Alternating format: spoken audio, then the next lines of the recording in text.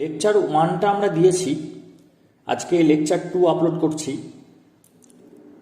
এবার এই short answer type কোশ্চেনের ক্ষেত্রে একটা জিনিস বলার, যে এমসিকিউগুলোকেও কিন্তু দেখতে হবে, কারণ সেখানে আমি শুধু যে উত্তরটা বলে ছেড়ে দিয়েছি তা নয়, আমি অল্প বিস্তর এক্সপ্লানেশন দিয়েছি। ফলে সেইগুলোকেও দেখে রাখলে শর্ট অ্যান্সার টাইপ কোশ্চেন সেখান থেকে লেখা যেতে পারে। পাশাপাশি এগুলো দেখ, তাহলে অনেকটাই কভার হবে সিলেবাসটা। আজকের প্রথম প্রশ্ন, পৃথিবীর ছাতা কাকে বলে? Which is referred as the umbrella of earth. তো এটা মানে বুঝতে হবে যে ছাতা কি করে, আমাদেরকে সুরক্ষা দেয়। তাহলে বায়ুমণ্ডলে স্ট্র্যাটোস্ফিয়ার যে লেয়ারটা, তার ওপরের দিকে অক্সিজেন অণু আল্ট্রাভায়োলেট যে রশ্মি, অতিবেগুনি রশ্মির সংস্পর্শে এসে উৎপন্ন করে ওজোন, এবং সেখানে একটা প্রাকৃতিকভাবেই একটা সাম্য তৈরি হয় ওজোন এবং অক্সিজেনের মধ্যে। ওজোন ভেঙে অক্সিজেন হয়, অক্সিজেন ভেঙে ওজোন হয়। ওজোনে 3টে অক্সিজেন পরমাণু থাকে, আর ডাই অক্সিজেনে 2টো অক্সিজেন পরমাণু থাকে, যেটা আমরা শ্বাস প্রশ্বাসে ব্যবহার করে থাকি। তো এই ডাই অক্সিজেন এবং ট্রাই অক্সিজেন, অর্থাৎ চলতি ভাষায় অক্সিজেন এবং ওজোন মলিকিউল, এদের মধ্যে একটা ইকুইলিব্রিয়াম তৈরি হয়। এই যে ওজোনটা তৈরি হলো, এই ওজোনটা সূর্য থেকে যে আল্ট্রাভায়োলেট রশ্মি আসছে তাকে প্রায় 95% শোষণ করে ফেলে। যদি শোষণ করতে অক্ষম হতো, তাহলে কিন্তু সেই রশ্মিটা নিচে নেমে চলে এলে, পৃথিবী পৃষ্ঠে চলে এলে ক্ষতি করে দিত। কীরকম না, ওতে এক্সপোজার হলে, মানে মোর দ্যান যদি 10% এক্সপোজার হয় এবং কন্টিনিউ এক্সপোজার হয়, তাহলে কিন্তু স্কিন ক্যান্সার হওয়াটা অবধারিত। তো সেইটা আটকে দেয় এবং খুব অল্প পরিমাণে পৃথিবী পৃষ্ঠে পৌঁছায়। সেটাও আবার প্রয়োজন, কারণ ফটোসিনথেসিসের জন্য কিন্তু আল্ট্রাভায়োলেট রের থাকাটা বাধ্যতামূলক অল্প পরিমাণে। তাহলে যতটুকু খাবার বানাতে প্রয়োজন সেইটা পাঠাচ্ছে, আর বাকি যেটা হ্যাজার্ডাস অংশটাকে ও কী করছে, মেজর অংশটাকে, লায়ন্স কম্পোনেন্টটাকে ও আটকে দিচ্ছে। তাই একে বলা হচ্ছে যে পৃথিবীর ছাতা। তো ozone is concentrated in the layer stratosphere which protects the earth from hazardous UV raise.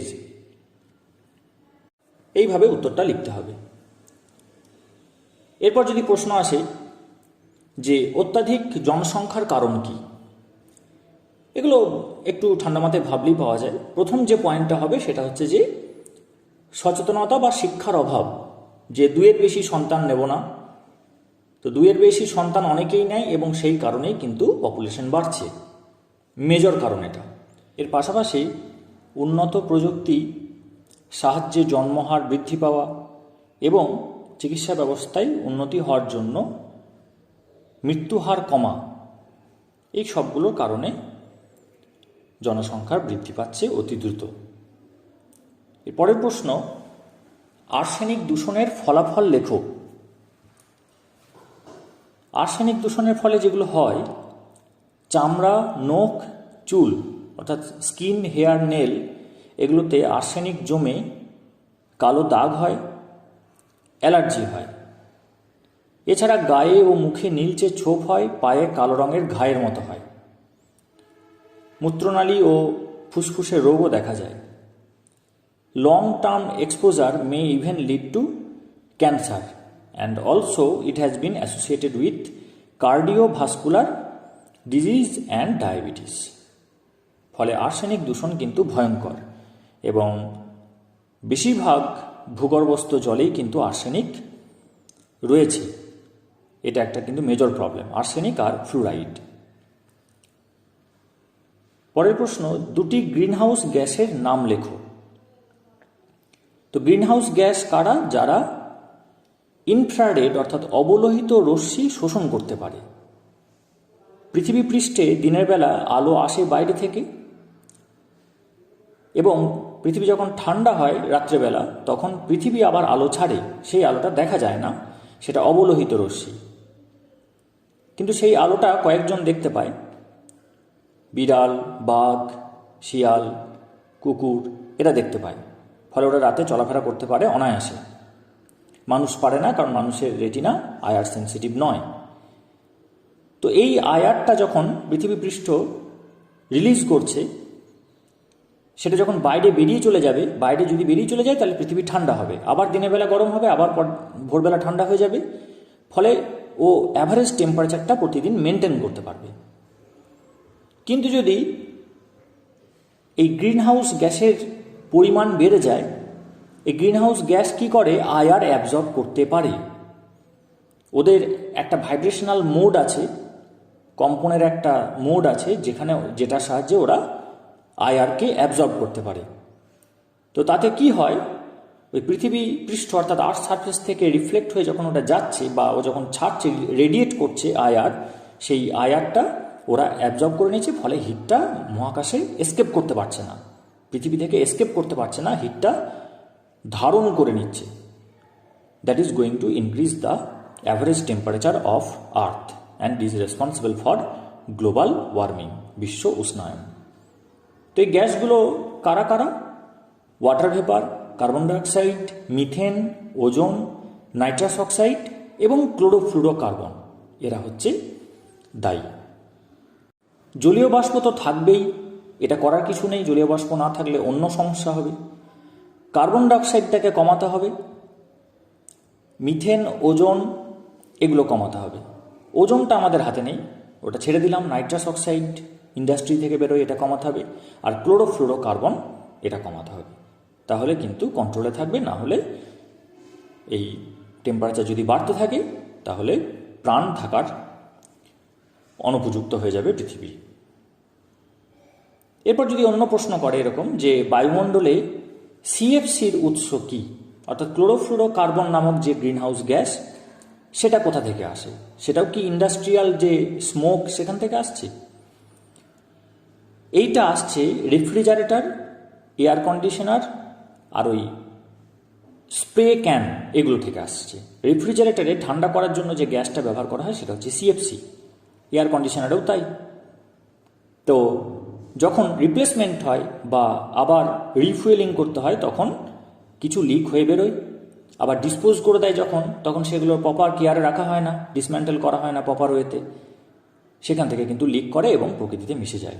এবং সিএফসি নষ্ট হয় না, দীর্ঘদিন থেকে যায় এবং ওই ওপরে গিয়েও ওজোন হোলের ক্ষতি করে, আলট্রাভায়োলেট রে চলে আসে, সেটা একটা ক্ষতি। আরেকটা হচ্ছে যে এই আয়ার অ্যাবজর্ব করতে পারে, ফলে গ্রিন হাউস গ্যাস, সেই ইফেক্টটা তো রয়েছেই।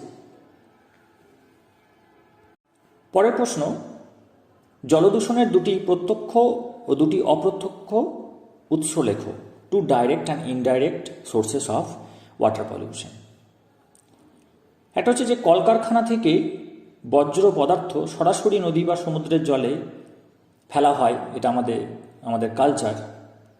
তো এখানে তো ডাইরেক্ট কন্টামিনেশন হয়ে যাচ্ছে। আবার নদীর ধারে যে জমিগুলো চাষ হচ্ছে, সেইগুলোতে যে কীটনাশক ব্যবহার হচ্ছে, সেইগুলো যদি জল ধুয়ে যদি জল জমিতে নদীতে ঢোকে, তাহলে সেখানেও ডাইরেক্ট ওয়াটার পলিউশন হচ্ছে।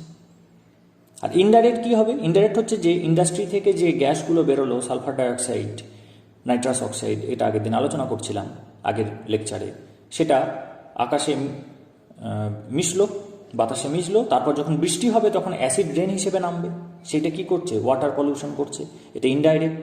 আবার এগ্রিকালচারাল যে প্র্যাকটিসগুলো রয়েছে, তার মধ্যে কিছু কেমিক্যাল ইউজ করা হয়, সেটা ফার্টিলাইজার হোক বা ইনসেকটিসাইড হোক, তো সেটা সয়েলের মধ্যে মিশে থাকে। এবার বৃষ্টিপাতের ফলে যদি সেটা লিচিং হয়, লিচিং হয়ে যদি ওটা মেশে, তখন ওয়াটার পলিউশন হবে। আবার যে জামা কাপড় কাচা হয়, ডিটারজেন্ট, এইগুলো থেকে ওয়াটার পলিউশন হয়।